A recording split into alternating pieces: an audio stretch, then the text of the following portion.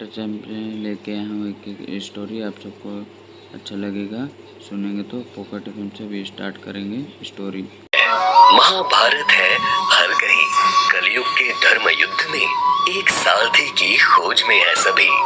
सारथी सुन रहे मेरे सभी साथियों को मेरा हार्दिक प्रणाम। कहते हैं जीवन की सारी कठिनाइयों का हल लिखा है श्रीमद् भागवत गीता में। गीता की हर एक सीख मनुष्य के जीवन में बहुत उपयोगी है। गीता की इन्हीं छोटी बड़ी सीख को अपने जीवन में परिपालन करने के उद्देश्य से पॉकेट एफएम लेकर आया है एक नई प्रस्तुति, सारथी, ancient wisdom for modern life. आइए सुनते हैं आज की सीख। सफलता उसी के कदम चूमती है जो मेहनत करना जानता है। लंबा कद, गोरा रंग, बड़ी बड़ी आंखें, हाथ में लैपटॉप बैग और बदन पर फॉर्मल्स पहने आज के जमाने का कान्हा घर के मंदिर के सामने हाथ जोड़े आंखें बंद किए खड़ा था। तभी माँ की खिलखिलाती आवाज से उसकी आंखें खुली। आजकल के बच्चे सलमान खान, शाहरुख खान के फैन होते हैं और मेरा कान्हा कृष्णा जी का फैन है। क्या माँ, आज भी मजाक? आज कृष्णा का बर्थडे है, कम से कम आज तो मेरी टांग मत खींचो। और वैसे भी उनकी तो बात ही कुछ अलग है। अच्छा बाबा ठीक है, ले तेरे प्यारे कृष्णा जी के बर्थडे का प्रसाद। ये बोलते हुए उन्होंने एक मिठाई का पीस अपनी थाली से लेके उसकी तरफ बढ़ाया तो कान्हा मना करते हुए बोला, नहीं माँ, आप शायद भूल गई, पर आज मेरा फास्ट है, मैं रात को 12 बजे के बाद ही खाऊंगा। अच्छा अब मैं चलता हूँ, बाय। ये बोलते हुए कान्हा ने माँ के पैर छुए और ऑफिस के लिए निकल गया। ये लड़का भी ना, उसे जाते देख माँ मुस्कुराते हुए बोल रही थी। ऑफिस पहुंच वो अंदर जा ही रहा था कि उसका दोस्त कृष्णा उसके सामने आ गया। कृष्णा बदन पर तो जीन्स कुर्ता पहनता था पर हाथ में हमेशा बांसुरी लेकर घूमता था, एकदम भगवान कृष्ण की तरह। अरे कृष्णा, तुम यहाँ? कृष्णा मुस्कुराते हुए बोले, तुम भूल गए, आज मेरा जन्मदिन है। कान्हा अपने सर पर मारते हुए बोला, अरे हाँ, मैं तो सच में भूल गया था, आज भगवान कृष्ण के साथ साथ तुम्हारा भी तो बर्थडे है। इतना बोल उसने उनकी तरफ हाथ बढ़ाते हुए कहा, हैप्पी बर्थडे। कृष्णा ने भी मुस्कुराते हुए उससे हाथ मिलाया और चले गए। उसी शाम कान्हा आज बहुत खुश था, होता भी क्यों ना, उसे प्रमोशन जो मिला था वो भी उसके फेवरेट कृष्णा जी के बर्थडे के दिन। पिछले कई महीनों से मेहनत करने के बाद उसे ये सफलता हासिल हुई थी। इसी खुशी को बांटने वो अपने बेस्ट फ्रेंड राघव के घर पहुंचा। वैसे तो राघव हमेशा खुश रहता था, पर आज जब कान्हा उसके घर पहुंचा तो कुछ अलग ही नजारा था। कान्हा ने अंदर आते ही हॉल में बैठे राघव को देखकर कहा, हाय राघव, कैसा है? राघव कुछ उदास दिख रहा था। उसने कोई जवाब नहीं दिया, शायद उसने कान्हा की आवाज ही नहीं सुनी। ये पहली बार था जब सामने पिज्जा और कोल्ड ड्रिंक होने के बावजूद भी राघव का ध्यान कहीं और था। उसकी वो हालत देख कान्हा ने साथ लाए मिठाई के डब्बे को साइड में रखा और उसके पास बैठते हुए हंसकर बोला, अरे ये कैसे हुआ? आज सूरज पूरब छोड़ पश्चिम से निकला है क्या? उसके ये शब्द सुन राघव ने उसकी तरफ देखा तो कान्हा कुछ सीरियस हो गया, लेकिन फिर राघव मुंह फेरते हुए बोला, क्या हुआ है? कुछ भी तो नहीं। ऐसे कैसे कुछ भी नहीं? तेरी हालत देख, सामने पिज्जा रखा है और तू उसकी तरफ देख भी नहीं रहा। नहीं यार, बस मन नहीं है। राघव की परेशानी उसके चेहरे पर साफ नजर आ रही थी। तभी कान्हा बोला, बस इसीलिए मैंने पूछा कि सूरज पश्चिम से निकला है क्या? राघव अब भी चुप था और बहुत उदास भी। उन दोनों की आवाज सुन राघव की मम्मी बाहर हॉल में आई और कान्हा को देखते ही बोली, अरे कान्हा बेटा, तुम कब आए? बस अभी आंटी। इतना बोल कान्हा ने उनके पैर छू लिए। कान्हा ने धीरे से उनसे पूछा, आंटी, इसे क्या हुआ है? इस पर वो भी कुछ परेशान होकर बोली, अब तू ही इसे समझा बेटा। वो है ना शालिनी, उसका फोन आया था अभी कुछ देर पहले। उसके मम्मी पापा ने उसकी शादी तय कर दी है। और वो लोग करते भी क्या, तुम्हारे इस दोस्त से नौकरी होती नहीं। कौन बाप अपनी बेटी को एक बेरोजगार से ब्याएगा? बताओ। उनकी ये आखिरी लाइन सुन राघव ने गुस्से से उनकी तरफ देखा तो वो कान्हा से बोली, तुम बैठो बेटा, मैं तुम्हारे लिए पानी लाती हूँ। ये बोल वो वहां से चली गई। कान्हा वापस राघव के पास आकर बैठा और उससे पूछने लगा, क्या हुआ राघव, मुझे कुछ बताएगा भी? उसके इतना बोलते ही राघव की आंखों में आंसू आ गए। उसने कान्हा को गले लगाकर कहा, यार मैं उसके बिना नहीं रह पाऊंगा। मुझे पता है वो मुझसे बहुत प्यार करती है, पर कभी कभी उसे पता नहीं क्या हो जाता है। अब मेरी जॉब के पीछे पड़ी है, पर मैं भी क्या करूं, कोई अच्छी जॉब मिलती ही नहीं। जहां भी ज्वाइन किया इतनी मेहनत करवाने लगते हैं कि आदमी का ब्लड प्रेशर हाई हो जाए और वो मर जाए। और फिर ऐसे थोड़ी ही ना होता है कि अगर मेरी जॉब न लगे तो वो किसी और से शादी कर लेगी। मैं उसे नहीं खो सकता यार, मैं मर जाऊंगा। उसके ये बोलते ही कान्हा ने उसे खुद से अलग कर डांटते हुए कहा, तू पागल हो गया है क्या? ऐसी बात सोचना भी मत। तू चिंता मत कर, मैं शालिनी से बात करता हूँ, वो मेरी भी दोस्त है, मेरी बात जरूर सुनेगी। अच्छा चल, अभी मैं निकलता हूँ। इतना बोल कान्हा ने उसे वो मिठाई का डब्बा दिया, पर उसे बताया नहीं कि ये मिठाई किस बात की है। राघव के घर से निकल कान्हा ने बाइक में चाबी लगाई और उस पर बैठते हुए बोला, अब मुझे ही कुछ करना होगा। कृष्णा जी करे सब ठीक हो जाए। वो बाइक स्टार्ट करने ही वाला था कि उसे अपने कंधे पर किसी का हाथ महसूस हुआ। उसने पलट कर देखा तो ये उसका दोस्त कृष्णा था। तुम ये अचानक कहां से आ जाते हो? और ये बांसुरी? तुम्हें समझना ना मेरे बस का नहीं है। कृष्णा भी अपनी हमेशा वाली मुस्कान के साथ बोले, अरे अभी तुम्ही ने तो मुझे याद किया, और फिर मैं जाता ही कहां हूं मित्र। उनकी ये बात सुन कान्हा कुछ चिढ़ते हुए बोला, मैंने तुम्हें नहीं भगवान कृष्ण को याद किया था। खैर ये सब छोड़ो, अभी मुझे राघव की प्रॉब्लम सॉल्व करने शालिनी के पास जाना है। कृष्णा ने तुरंत बाइक से चाबी निकाली और उसे उंगलियों में घुमाते हुए बोले, राघव की परेशानी का हल शालिनी के पास नहीं हो सकता मित्र। कान्हा पहले ही परेशान था। उसने कृष्णा से चाबी छीनते हुए कहा, ये क्या कर रहे हो? मुझे चाबी दो वरना देर हो जाएगी। देर तो वाकई हो जाएगी अगर तुमने अपने दोस्त की मदद नहीं की तो। कान्हा को कुछ समझ नहीं आ रहा था। उसने जल्दी से कृष्णा से चाबी छीनी और बाइक स्टार्ट करते हुए बोला, तुम्हारा प्रवचन ना मैं बाद में सुनूंगा, अभी मुझे जाना है। कृष्णा भी मुस्कुराते हुए उसके पीछे बैठ गए। तो चलो हम भी साथ चलते हैं, रास्ते में बस मक्खन से बना कुछ खिला देना। कान्हा के पास बहस करने का वक्त नहीं था। उसने चाबी घुमाई और किक मार बाइक स्टार्ट कर दी। कृष्णा पीछे बैठे मुस्कुराते हुए बांसुरी बजा रहे थे। कुछ देर बाद कान्हा से गुस्सा बर्दाश्त नहीं हुआ और उसने झटके से बाइक रोक दी। अरे क्या हुआ, शालिनी का घर आ गया क्या?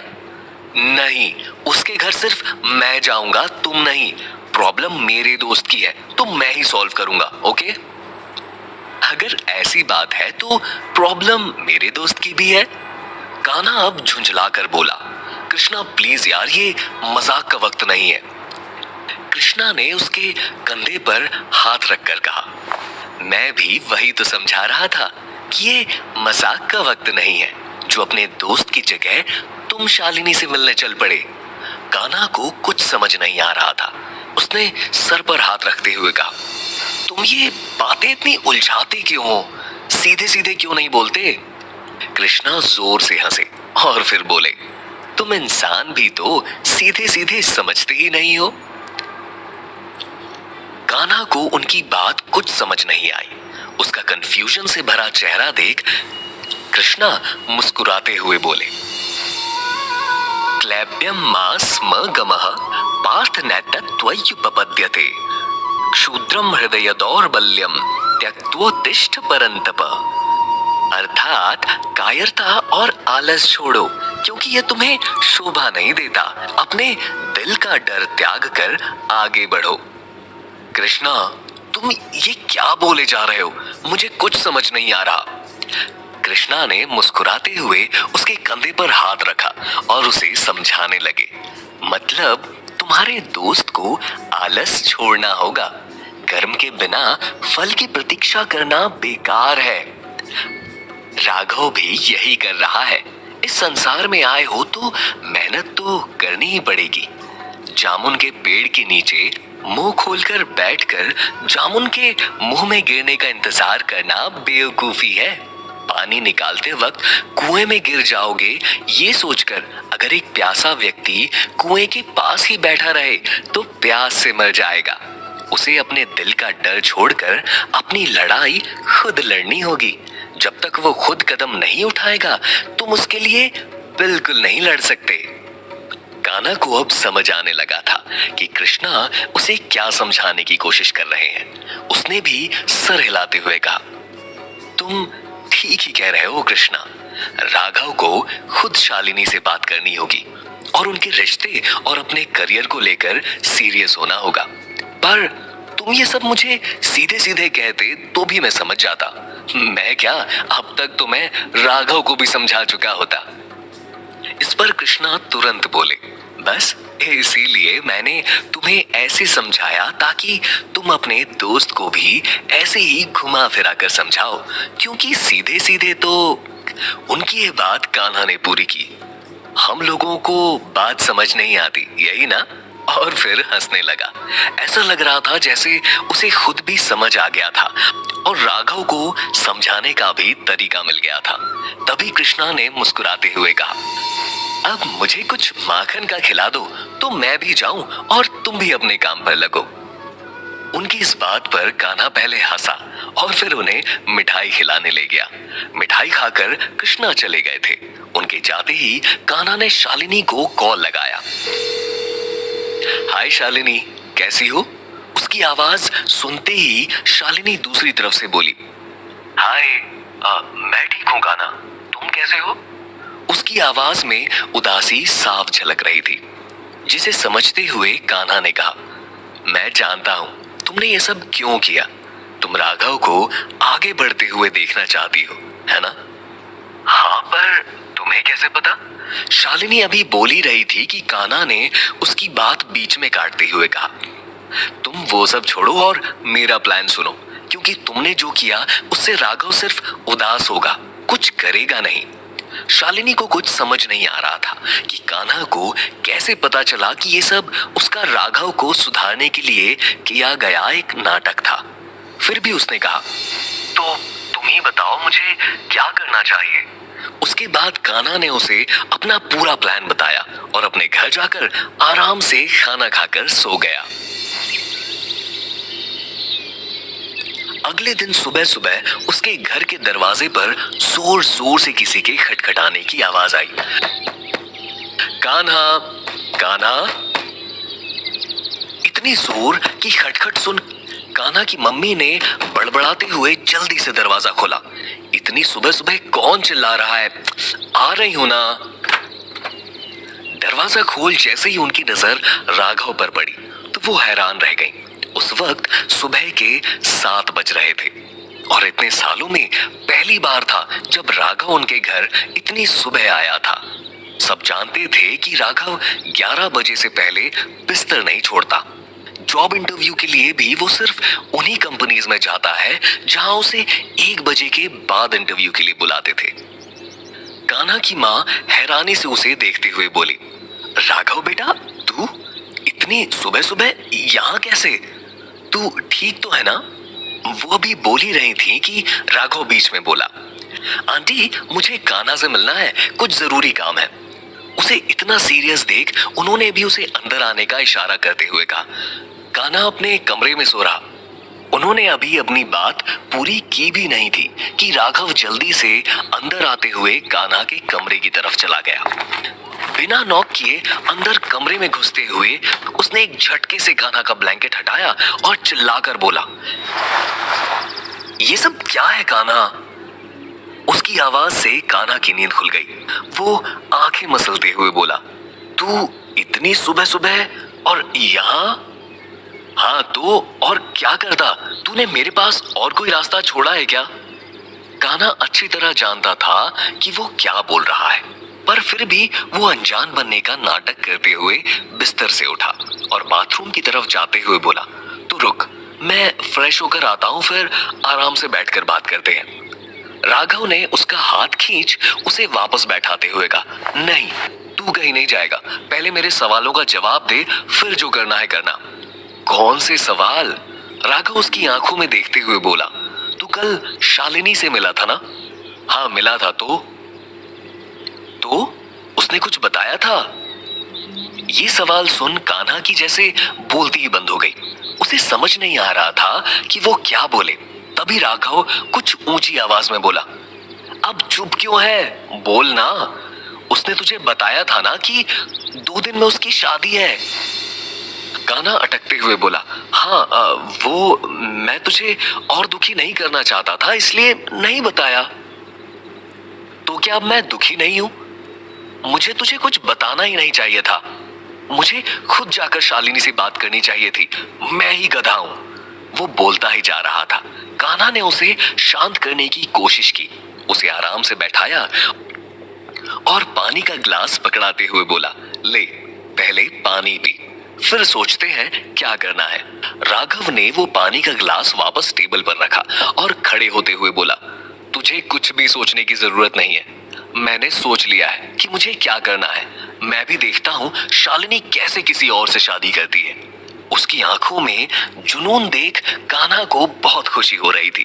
उसे लग रहा था जैसे उसका प्लान कामयाब हो गया हो, पर उसे एक डर भी था कि कहीं सब कुछ उल्टा ना हो जाए।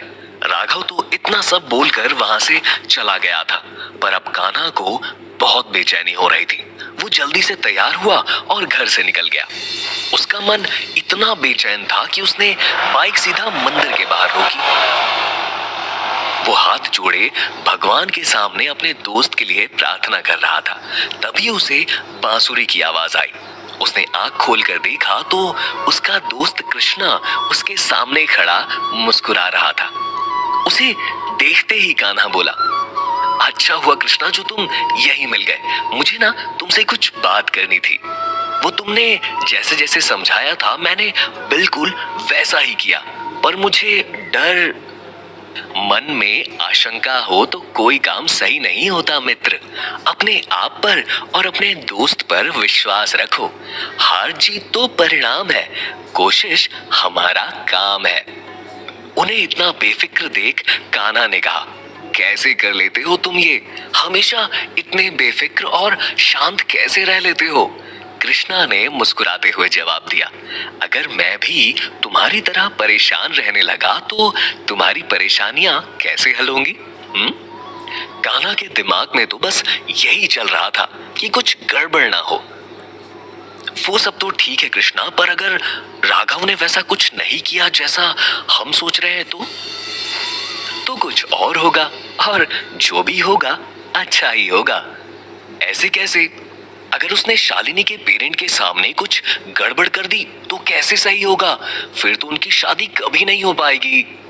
कान्हा को इतनी टेंशन लेते देख कृष्णा मुस्कुराने लगे। कान्हा को उनकी मुस्कुराहट देख अब गुस्सा आ रहा था, लेकिन वो गुस्से में कुछ बोलता इससे पहले ही उसका फोन बजने लगा। कॉल शालिनी का था। उसने तुरंत कॉल उठाया और बोला, हाँ शालिनी, सब ठीक? कान्हा, तुम अभी इसी वक्त घर आ जाओ। उसके मुंह से ये सुन कान्हा और घबरा गया। कृष्णा ने उसे समझाते हुए कहा, अब क्या हुआ? जाओ उसके घर, वो तुम्हें बुला रही है ना। तुम्हें कैसे पता उसने मुझे बुलाया? इतना बोल कान्हा ने बिना कृष्णा के जवाब का इंतजार किए आगे कहा, रहने दो, अभी ना मेरे पास तुम्हारे प्रवचन का वक्त नहीं है। मुझे जाकर देखना होगा कि तुम्हारी वजह से जो मैंने प्लान बनाया उसका कितना बुरा असर हुआ है। इतना बोलकर कान्हा निकल गया और कृष्णा वहीं खड़े मुस्कुराते रह गए। वहां पहुंच कान्हा ने देखा सब बहुत सीरियस लग रहे थे। शालिनी के मम्मी पापा हाथ बांधे बैठे थे। राघव के मम्मी पापा भी वहीं पर थे। उन्हें देख कान्हा को और घबराहट होने लगी। सभी उसे घूर रहे थे। वो धीरे धीरे दरवाजे से होते हुए अंदर हॉल में उनके पास पहुंचा। कुछ देर वो उन्हें देखकर माहौल समझने की कोशिश कर रहा था, लेकिन अगले ही पल जोर से हंसने की आवाज आई। ये शालिनी और राघव के पापा थे। वो दोनों अपनी हंसी कंट्रोल नहीं कर पाए। उन्हें हंसते देख राघव ने चिढ़ते हुए कहा, क्या अंकल और पापा, थोड़ी देर तो और मजे लेने देते इसके। आप नहीं जानते इसने कितना सताया है मुझे। ये बोलते हुए राघव ने उसके पास आकर उसके गले में हाथ डाल लिया था, लेकिन कान्हा को अब भी कुछ समझ नहीं आ रहा था। उसका कंफ्यूजन से भरा चेहरा देख शालिनी हंसते हुए उसके पास आकर बोली, कान्हा, तुम्हारा प्लान सही था। मेरी शादी की खबर सुनकर राघव के होश ही उड़ गए थे। मैं जिस चीज के लिए इसे इतने वक्त से मना रही थी, आज सुबह ही इसने 1 महीने पहले एक MNC से आए ऑफर को एक्सेप्ट कर लिया। इसे परसों से ही ज्वाइन करना है। और इतना ही नहीं, ऑफर लेटर मिलते ही ये सीधा घर आ गया, मम्मी पापा से मेरा हाथ मांगने। और तो और अंकल आंटी को भी साथ ले आया। अंकल आंटी क्या होता है, मम्मी पापा बोलो। अरे संडे को सगाई है हमारी। राघव के मुंह से ये सुनते ही कान्हा के चेहरे पर मुस्कुराहट आ गई। उसका दोस्त समझ भी गया था और उसने खुद अपनी जिंदगी की सारी परेशानियां दूर कर दी थी। कान्हा ने मन ही मन कृष्णा को याद किया, जो अब दूर दरवाजे पर ठीक उसके सामने खड़े मुस्कुरा रहे थे। आज की सीख यही समाप्त होती है। आशा करते हैं आपको ये सीख समझ भी आई होगी और आप इसका उपयोग अपने जीवन में भी करेंगे। हमारे अगले खंड में हम सीखेंगे कि धैर्य का फल मीठा होता है। श्रीमद् भागवत गीता के अनेक रत्न रूपी ज्ञान को जानने के लिए सुनते रहिए सारथी, ancient wisdom for modern life, सिर्फ पॉकेट FM पर। हेलो गाइस, आप सबको स्टोरी अच्छा लगा तो कमेंट करिए और सेकंड पार्ट मिलेगा कल।